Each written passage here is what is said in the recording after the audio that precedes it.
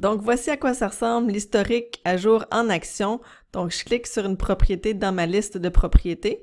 On voit, on savait déjà qu'il y avait un avis de 60 jours en juin et un autre en janvier, mais on n'a pas l'historique complet de la propriété. Alors, ce que je peux faire, c'est aller l'acheter ici dans la section historique à jour.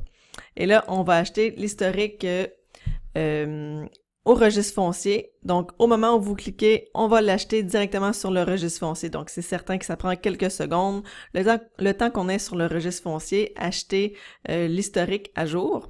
Donc, l'historique à jour, à quoi ça sert? Ça sert de 1 pour calculer l'hypothèque restante. Donc, on peut aller voir toutes les transactions qu'il y a eu sur la propriété, toutes les hypothèques qui sont en cours pour calculer évidemment le RPV et l'équité, pour voir si le potentiel de l'opportunité est bon.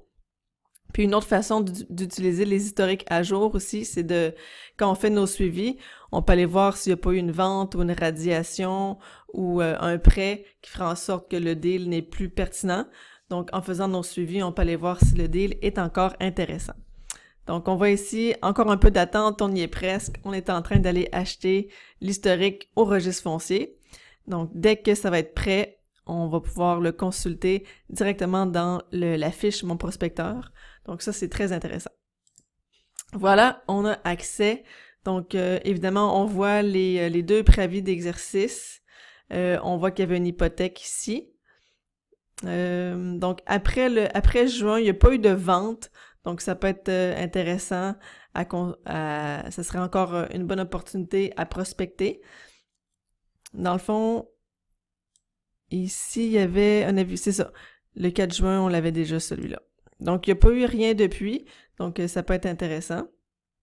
On peut aussi cliquer ici pour voir l'historique antérieur, donc tout ce qui était en PDF écrit à la main, les dates plus vieilles. Puis ici, quand la rénovation cadastrale n'a pas été faite, on a une partie du lot non rénové quelquefois. Donc, ça permet d'avoir l'historique complet à jour pour faire vos démarches en prospection.